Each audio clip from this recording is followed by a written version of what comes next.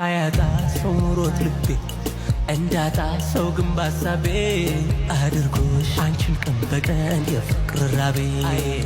እንግዲህ ቤተሰብ ማለት ነው እኔ የምለው ነገር ኤርሜላ በቃ ቤተሰብ እህት፣ ወንድም፣ እናት፣ አባት የሚባሉ ነገሮች የሏትም ልበል። እኔ እንጃ አላውቅም። እንዴ ሰው እንዴት ነው ይሄን ያህል ራሱ ዝቅ አድርጎ?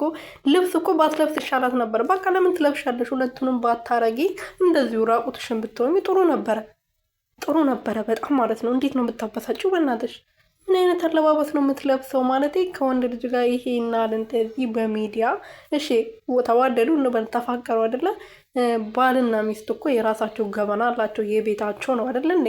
አብርሃምን ቢሆን እውነት ወዷት እውነት አፍቅሯት ቢሆን ለምንድን ነው ይሄን ራቁቷ? በቃ ጡት ማዘዣና ቁምጣ እኮ ነው ያደረገችው አይደል እንዴ?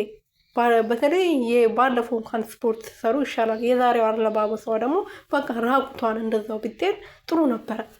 መልበስ አያስፈልጋትም ነበር። ለስሙ ልብሱም ባታበላሸው ለብሻለሁ ባትል ጥሩ ነበረና ቢወዳትም ቢያፈቅራትም እውነት ከሷ ጋር መሆን ቢፈልግ ለምንድን ነው ይሄና የሷን ገላ ስንት መቶ ሺህ የሚሆን ሰው ይሄናል በቃ በሚዲያ እኮ ነው የሚለቀቀው አይደል እንዴ?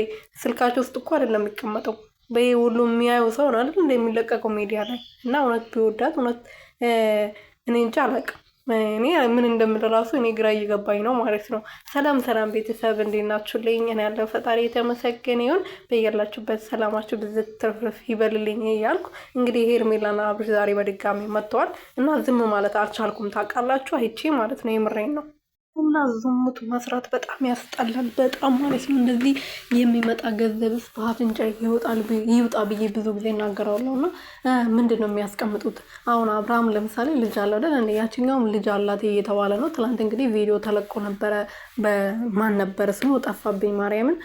ልጁ ሚስቱን ማን ነው ባሏ ነኝ ለልጇን ትታ እኔንም ትታ በጣም ናፍቀሽናል እባክሽ ነኝ እያሏት ነበረ ቪዲዮ ላይ። ልጅቷ በጣም እያለቀሰች የምታሳዝን ገና ጨቅላ በቃ 10 ዓመት ያልሞላት የምን 10 ዓመት 6 ዓመት ምናምን ብትሆን ነውና እያለቀሰች ነበር። ይሄን ሁሉ ትታ መጣ ነው እንግዲህ ከወንድ ጋር ከባለ ትዳር ከልጅ አባት ጋር ከሆነ ጋር እንደዚህ እሽሽ ገዳሜ የምትለውች ምን ልበላት እኔ አላውቅም።